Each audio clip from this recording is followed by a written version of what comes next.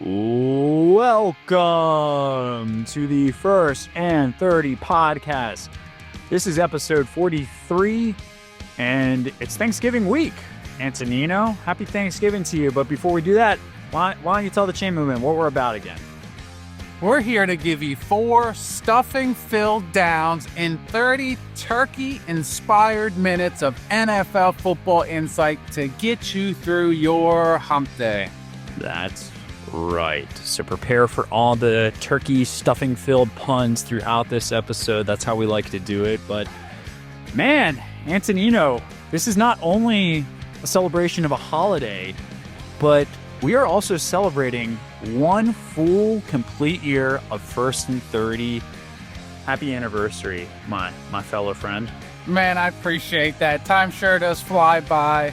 It's been so sweet doing this, very fulfilling. And I couldn't pick a better person to do it with for one. So, Matt, I'm thankful. I'm thankful for the podcast, and I'm thankful for you. I think we talked about, I don't know if we would be a year into this if I didn't have you kind of pushing me along too. So, in the spirit of Thanksgiving, I want to show the gratitude to you and First and 30, those that are listening in the chain movement. Thank you for being a part of this journey with us, because I know we have a lot of folks that have been there from the very beginning that are still here with us today, which is really awesome. Absolutely. All the feedback has been great. And we're almost at 1,000 followers on Instagram. So this has been super rewarding, and I appreciate everyone reaching out. I love it. Yeah. Wow. 1,000, really? Busy. I can't see it. Wow, that's so cool. But yeah, no, thank you to everyone. Thanks, Antonino. Thanks, First and 30. For this episode, I think we'll kind of take this in stages. We're not going to do it as retrospectively. We're going to be more forward thinking, maybe, kind of getting the feels and expressing gratitude. So hopefully, if there's one takeaway from this, is just like gratitude. Come away, be thankful. Thank those that are important to you. So with that, man, are we ready for this? You want to hop into first down? Let's dive right in. Let's do it. All right, cool. So for first down, in the spirit of Thanksgiving and everything else, we want to kind of reflect on the F's in life. And I want us to reflect on this in particular, Antonino. And you should know what these F's are by this point, because I've hammered them into your brain and anyone else that's listening. But family, friends, food, and football. How do you spend your Thanksgiving, man? And, the chain movement, let us know how you spend your Thanksgiving too. How do you cover these F's? This year's a little different. I am not going to be home. I'm not going to be with family. So it's going to be a big F as for friends. I will be with my friends. I will be watching football. But there's one thing I'm going to miss more than anything else, and it's our football game, our Turkey Day football game. I'm sad to not be there this year, but I figured I'd give you a chance to actually win this year. So I'll take this year off, and I'll give you a little bit of hope. Ah, yes. How nice. Well, if I recall, Antonino, I believe last year you were the one hobbling off to the sideline, not making it through the full game. Am I wrong there? Yeah, a little sprained MCL action. Couldn't walk for a couple weeks, but well worth it. Got the trophy or the necklace, the gold That's right. around my neck. So it was well worth it. You got the medals, yeah.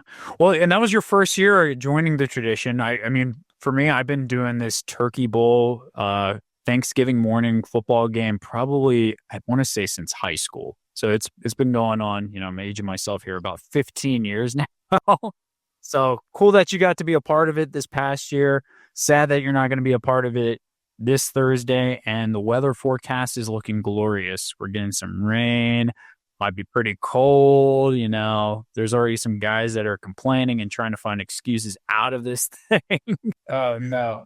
So you're going to be with friends, not with family. This is such a different tradition for you, man. How is that going to shape out? Are you guys going to an apartment?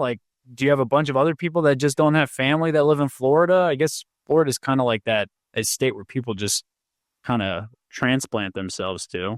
Yeah, it's actually not bad at all. My dog park family, quote unquote, we roll tight. We're a tight pack. So I got a few invitations. I'll probably bounce around from house to house. You know how it is. I'll get a good feeling of friends, family, dog park family, and football. So it's going to be a great day all around. Cool, cool. Well, yeah. So we kick things off in my neck of the woods. We'll start off with the Turkey Bowl game. That's going to be great. It's flag football. We no longer do tackle. That we had to retire years ago. I had a concussion one year, and after that, I was like, nope, we're not doing this anymore. We're not playing tackle without the Mm. helmets. But I was curious. After that, I go back to the family's house. I'm chilling on the couch. I'm putting on Detroit, watching the first game of the day. Then I'm watching Dallas in the second half of the day. But, food's obviously a big part of this too. I'm curious, man. What's the dish? What is the Thanksgiving go-to dish that you can't live without? What's going to be on your table this Thursday? I mean, you're not going to have mom's cooking either. So you're going No, I usually find us bought mac and cheese. Yeah, I'm gonna have to live without it per se this year. Lasagna. Lasagna. I would get a huge heaping helping of lasagna every Thanksgiving. That was my favorite thing. Not gonna have it this year, more than likely. But that's my go-to. That and the desserts, the cannolis that would be there for desserts. So it will be different this year. I'm not gonna lie. This isn't your Americanized Thanksgiving meal. This is definitely that Italian version Thanksgiving. So lasagna and cannolis. I wonder if anyone else does that. That may up any other lasagna cannoli eaters. Yes, yes, it's a must. But what's your favorite food on Thanksgiving? Oh man, I'm gonna be a meat and potatoes guy with Thanksgiving. I probably only eat turkey now once a year, and it's on Thanksgiving. So if it's done right, I will really enjoy just having some nice turkey, dipping it in the mashed potatoes, the gravy. But the untraditional side that I think is now becoming traditional is that mac and cheese. Like I love a good mac and cheese, baked up right. But the ultimate, and nobody can dispute or argue with me over this one, the ultimate Thanksgiving meal or item is going to have to be pumpkin pie. Oh, I like Yeah. pumpkin. Yeah, a little way for the touchdown. Pumpkin pie, a little bit of whipped cream on top. That's the way to do it. Well, you better be sure to eat enough turkey that puts you to sleep for a certain game that might be played on Thanksgiving. I think your Cowboys will be on TV. We'll touch on that later, but I hope you get enough turkey in that whatever's in the turkey that makes people fall asleep. You might need that. Tryptophan. Big Yeah, no, I might need it. Usually I'm good until after the Cowboy game. It's usually that 8:30 kickoff that I get a little drowsy. So yeah. even though Dallas isn't doing too well, we'll still be all right. But cool, man. I mean, those are the Fs. Again, I want the chain movement. Chime in. Let us know. I'm just curious, what are you thankful for in terms of like these Fs in life? Family, friends, food, football. What are your traditions? How are you kind of engaging this? Let us know on Instagram, socials, throw us a comment on Spotify. I just want to kind of gauge what the audience like. Is pumpkin pie? That should be our poll question this week. Yay or nay on pumpkin pie? Do you think Cannoli or pumpkin pie? sure pumpkin pie? Here we go. I think I might get the win here.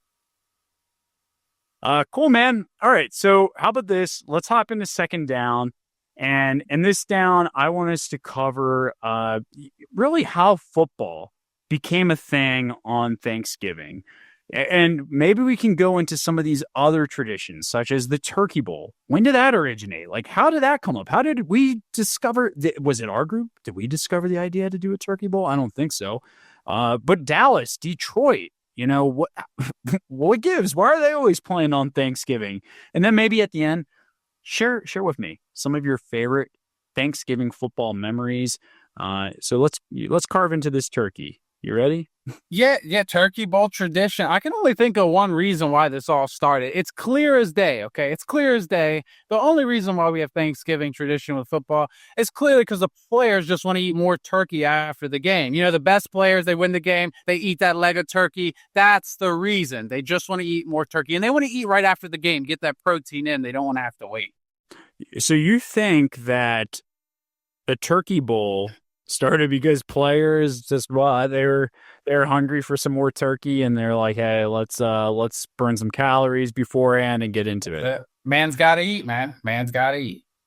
Interesting. That's not actually the case, and I'm gonna dig it down a little bit here. This was really cool, man. So I started digging into it more. How the Turkey Bowl came to be. People had been playing football on Thanksgiving since like the 1800s. But it really became popularized when Princeton and Yale, they had like this annual Thanksgiving game that they would play. And eventually the people in the communities started picking up on this, and high schools started adopting this Thanksgiving game, and they called it Turkey Bowls in high school. So that was a little bit like the more official term that high school started doing. But then over time, really Turkey Bowl became more commonly associated with like neighborhood things, like the way that we do it. The family and friends get together, we organize a game. It's just kind of like a pickup flag football type of game. So that's how Turkey Bowl originated. And really, the NFL didn't adopt it at all. Like, you don't hear the NFL using Turkey Bowl as like their way of marketing and branding their Thanksgiving football game. So you have to thank Princeton and Yale for that. Their annual Turkey Bowl game in the 1970s. In 1870? 18. Yeah. Yeah, I mean, they didn't even have cars back then. That's insane. That's so long ago. It's 2024. Jeez, hundreds of years. My goodness, that's nuts. Yep. So that's how we got our Turkey Bowl game going. That's the history behind it. It's been going on for well over 100 years now. But hey, what about Detroit and Dallas, man? Do you know how they got started? Like, do you know the history there? I mean, clearly everyone just has a great time watching Detroit lose every single year. I mean, I'm excited for it, so I'd assume that's why they put the Lions on Thanksgiving. People like watching them play in a dome, run around, and lose. That's it, right? They haven't always played in a dome, man. What? Detroit's one of the oldest franchises. You think they've been playing in a dome since the 1930s? I remember Sanders back in the day running, but I don't know. So this is showing your age. You're not as old as we make it out to be. Remember, everyone, we're in our 30s. We're not 130. So Antonino is showing his age here. Barry Sanders was not the first and only Lions player, man. Detroit had a long history prior to Barry Sanders coming on board. No, so back in the 1934, man, this is when George Richards, the owner of Detroit back in those days, was trying to find ways to like attract more fans, because back in the 20s and 30s, football was not king in this country, right? What was? That's crazy. What was king? Baseball, right? Baseball. Yeah. Dang. So the Detroit Tigers were getting all the attention, all the buzz in Detroit. So Mr. George Richards was like, well, how can I get my Lions a little bit more publicity? So he decided, why not throw a football game on Thanksgiving? So that's how it came to be. It was more of a marketing thing, a publicity thing. George Richards was apparently very well known for creating these public stunts. And not only did the game sell out, but they had to turn fans away because of how popular it was. Everybody wanted a piece of the pie, if you will, on some of that Turkey Bowl action. Chicken pie. Yep. Yeah, no, exactly. So then after that, like Richards, the owner, he owned a radio station too, and he was a major affiliate for NBC. He negotiated this whole broadcasting deal to 94 stations across the country, and it was a hit. Everybody wanted to listen to this Thanksgiving football game that Detroit was on. So then ever since then, the Lions have been playing on Thanksgiving, thanks to George Richards and his publicity efforts to getting them out there and trying to shake things up to popularize football over that boring sport of baseball. Well, I personally want to thank Mr. Richards because he has totally changed the game, and he's made Thanksgiving what it is today for a lot of us in this country. So thank you, Mr. Richards. Man, I'm getting a great education here today. I thank you so much. This is amazing, man. I did not know any of this. No. I mean, you touched on it. You think Detroit's been really awful in Thanksgiving? Like, I mean, what do you think their record is all time? Oh, I got no clue. I just know the last 7 years, I think I saw something that they've lost. So they, not under Dan Campbell, no wins, but I feel like they might change that this year. But 7 straight losses on Thanksgiving. Okay. Yeah. And you know what? Those 7 straight, that kind of like broke the tide because they were around 500 for the longest time in terms of wins and losses. Right now, they're 38-44 all time with 2 ties as well. They've been playing this game again since 1938. So not awful, not as bad as you would have thought. Yeah. I mean, a lot of the losing probably happened in our time frame. But you know what, man? There's another team, though, that plays on Thanksgiving, my Cowboys. Hey. Did you ever wonder why? Why is Dallas always on there? Not because maybe America's team. Casino, that's the first thing that came to mind was it Bears. That's too the most viewers, I guess. Yeah. Yeah. And how long do you think they've been on here? Since Troy Aikman and Emmett Smith, or? Oh no, we said 1870 at one point. We're talking 19. I don't even know the Flintstones era. I have no clue. So, 1966 is when Tex Schramm, the owner, wanted to create more national publicity around the team because Dallas had only been around for 6 years at this point, and they're pretty bad at this stage too. With Tom Landry as the head coach, they really hadn't been winning much. So Tex Schramm was like, "Well, I need to create a little bit more buzz around this team. I want more excitement." So he was able to push for the Cowboys to play on Thanksgiving, and they played on Thanksgiving every year except for 1975 and 1977. Those 2 years they let the Cardinals play because Dallas was playing really well. It wasn't a success, so they stuck with Dallas, and ever since then, Dallas is 32-23-1 on Thanksgiving. Ooh. Well, I mean, if we're going to talk about the Cowboys Thanksgiving, there's always good, memorable games of the Cowboys on Thanksgiving. Like, for one, the first thing that comes to mind is watching like Tony Romo running around in the Cowboys like throwback uniforms with the white helmets, with the white shoulders. And I recall there was one game where they won on like a field goal at the very end. So just the nostalgia that comes with the Cowboys, the Lions on Thanksgiving. Is there any games that stand out to you, like your most favorite Thanksgiving Day game ever? I think Tony Romo's 5-touchdown game against Tampa Bay in 2006 was really memorable for me. They won 38-10, but it was just an exciting period for Dallas. Like, we had to suffer a few years under Drew Bledsoe, Vinny Testaverde. Quarterback carousel was awful after Aikman. And once Romo came out there and did what he did that game on Thanksgiving, I was just like, yes, we found a quarterback. We got somebody here. This is exciting. The future was bright. No Super Bowls came out from after that period, but still, it was a fun time to watch some football. And here we are with Cooper Rush now leading the charge. Well, real quick, Antonino, before we move out of this, what's your favorite Bengals Thanksgiving memory? To be honest, I can't even remember them playing on Thanksgiving. I don't know if they have. Have they played on Thanksgiving? They played one time back in 2010. They lost to the Jets 26-10. Very intermittent. Yep. I do remember 2010. We were like 4-12 that year. It was really bad. The last and the only time the Bengals have played on Thanksgiving. They're trying to sell tickets, man. They can't be putting the Bengals on.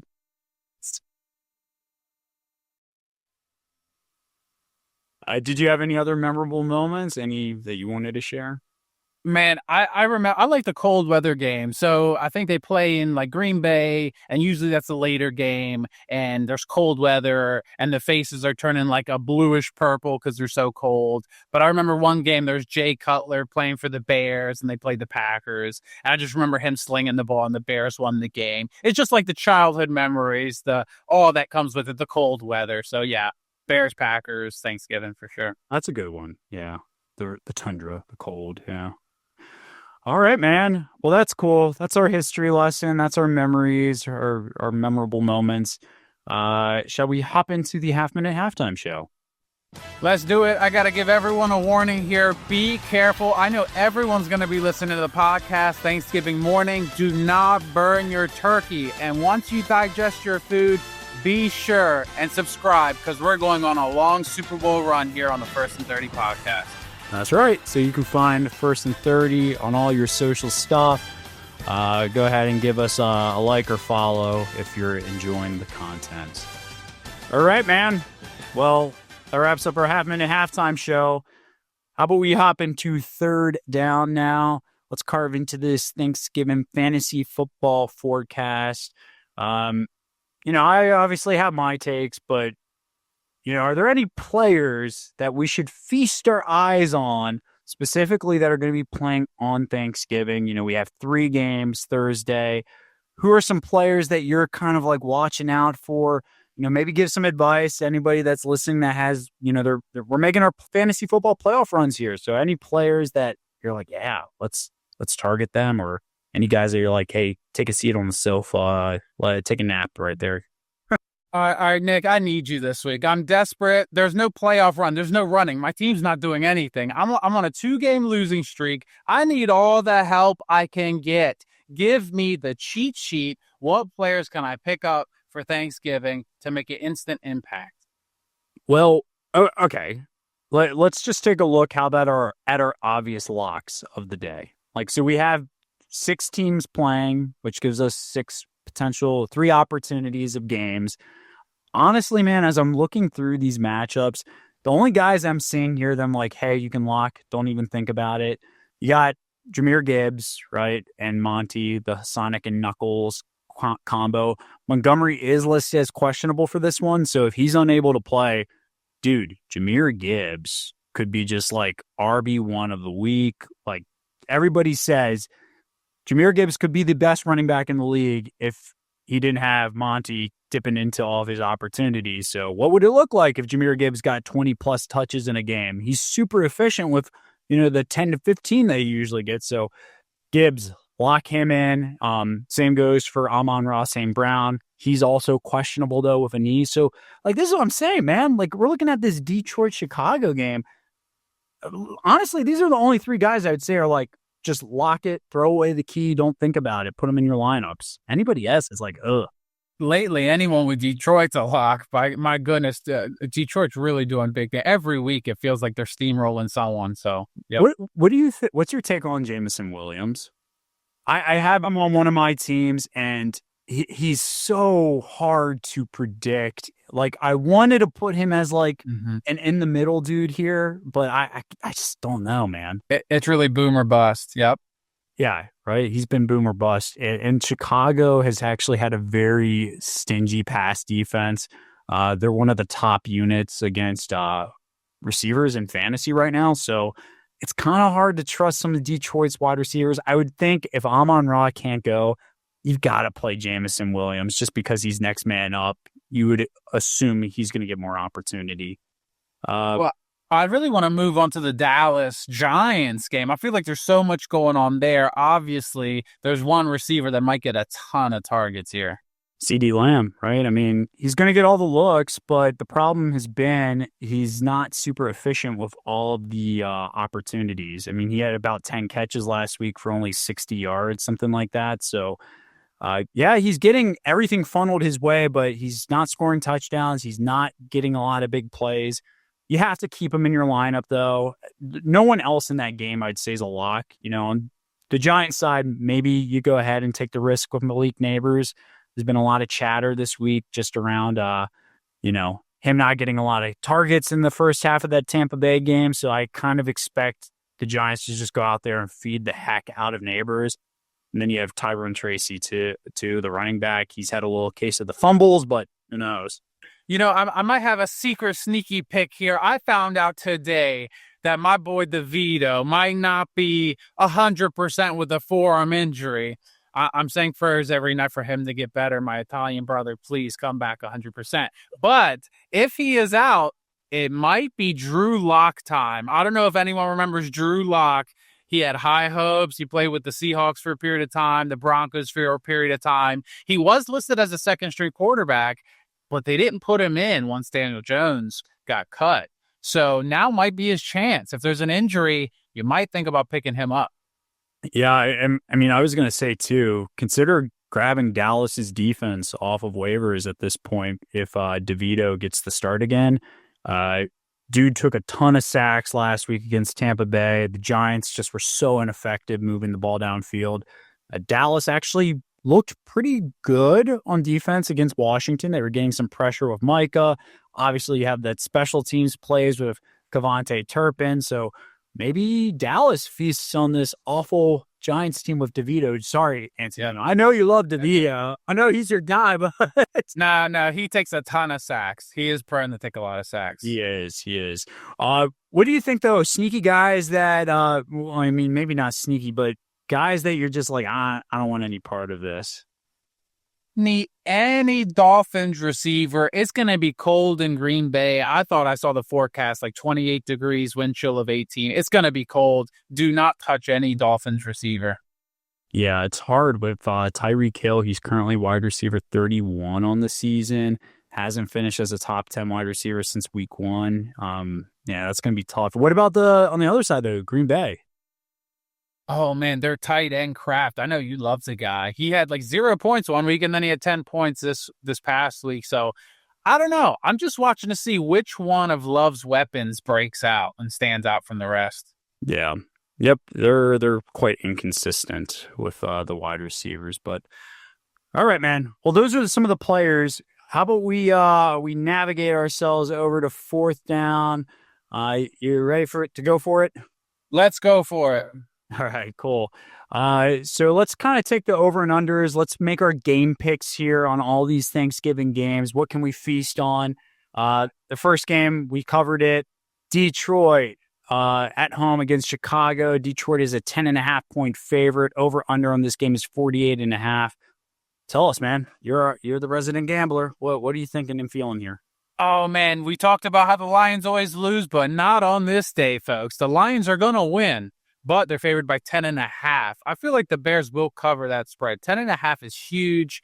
I do think we'll go under the 48.5. Caleb has his struggles. I think he might get embarrassed on the national spotlights. So I would say Lions to win, Bears to cover the spread, and under 48.5. Under 48.5. Okay. Yep. Geez, so you're expecting blowout. Yeah, maybe Lions 28-14, 28-13, something around that nature. Yeah. I'm feeling the same. I'm a little hopeful for DJ Moore to have another good game, though. Ever since they changed to offensive coordinators, he's had a few good showing up. So I would agree with you, though. What about the 4:30 game? We got the Giants at Cowboys. Cowboys are 4-point favorites at home. Over under 38.5 on this one. This is going to be a tough one. I don't know. 38.5 is a little low. I'm going to say they go over the 38.5. I think Cooper Rush has had a few games now under his feet. The Giants could muster up a little something. They got in a rhythm towards the end of that last game. So over 38.5. I think the Cowboys do win by more than 4, though. The spread's 4. They're going to get their first home win.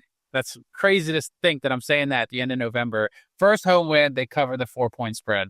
Oh, my gosh. Yeah, you just reminded me they haven't won at home. I think I'm playing all the Giants offensive guys for fantasy then. Like, I don't know, man. This is tough. That's not a given. I don't know if I'd take that. I don't think I'd be fitting that bet. I think this is the game where all Dallas fans rejoice and they eat their turkey and their stuffing and they're happy for once in their own stadium and everyone's going to have a great day in Dallas. Let's hope so. I'm hoping. All right, one more game in the final window at 8:20. We got the Dolphins at Green Bay. Packers are 3.5-point favorites. Over under is 47.5. What are you thinking here? My gut is telling me the Dolphins, they're back, right? Their offense is back and clicking. They're putting up points. No, it's going to be a freezing cold game. There might be flurries for this game. There will be flurries in Green Bay. I'm going to say under 47.5. I think it's going to be cold. The receivers aren't going to have much production. I thought the Dolphins would at least squeak out a win, but I think I've changed my mind. All right. All the home teams on Thanksgiving are going to win. In Green Bay, the Cheeseheads will be out. 3.5 points favored. They're going to cover that. The Dolphins will come back down to earth, and we're going to see some snow. Tua, he did a factory reset after that last concussion. He's thrown 11 touchdowns, 1 interception. So they are on a roll. But that cold weather, again, the Dolphins do not swim in cold weather. They do so bad below freezing temperatures. The Dolphins are not swimming on Thanksgiving. No bias here, right? Nothing to do with the Bengals playoff picture and needing the Dolphins to lose a few, right? There's nothing there. It would help. Yeah. Okay. Well, I thought about it a little bit more, and I was trying to pick Miami, but then I realized they are in the Bengals' way. I'm kidding. Yeah.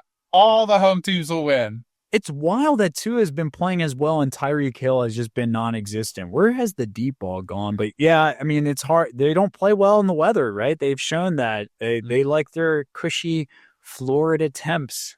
We need set. Before we started recording, you're like, oh man, I'm glad I'm not playing out in that cold. Got a sweatshirt on mid-50s here. It's too cold for me. Oh, geez. Yeah, you got spoiled down there in Tampa. Right. All right, man. All right. Well, that does it for our 4 downs. Shall we hop into our 2-minute drill and cover some news here? Let's get right into it. We have Daniel Jones being released, and he's actually saying he prefers to go to a contender. Interesting. What contender's going to pick him up? But, dude, Jerry Jones apparently is not ruling out giving Mike McCarthy a contract extension, stating, I don't think that's crazy at all. Oh, guess what, Jerry Jones? I think all of us think that's crazy if you bring... Yikes. Gardner Minshew breaks his collarbone and is done for the season. That's right, and Aiden O'Connell is prepared to get the start, but the Giants, Antonino, are on track to get the number 1 overall pick for the first time in 60 years. Remember, they traded Phillip Rivers, the 4th pick in the 2004 draft, to move up to grab Eli Manning, the number 1 pick, so that doesn't count. So first time in 60 years, potentially. A week before our bye week happened last week, it was the first time Mahomes, Lamar Jackson, and Joe Burrow lost on the same week in their careers. What a factoid. That's fun. And then Tyreek Hill's traffic violation citation was dismissed after the officer was a no-show at court. You know, this is actually very common for most of us normal folk, but this was news garnering because of everything surrounding that incident. Boys and girls, I'm taking my Bozempic. I'm taking a hit of Bocaine because Bo Nix in the last 9 games has 19 total touchdowns and 2 interceptions, and he's well on the way to Rookie of the Year. Wow. Linebacker Shaq Barrett has filed for reinstatement to unretire from the NFL. He wants to play for a contender. He was itching to get back on the field. 2-time Pro Bowl. Baker Mayfield is suing his father and his brother, happy Thanksgiving, suing them for $12 million for misuse of funds. Their company, right? Yeah, their company. Wow. The Cincinnati Bengals have 4 wins this season against 4 teams with a combined record of 34. That is awful. That's not what a playoff team looks like, man. Ooh, but no need to worry.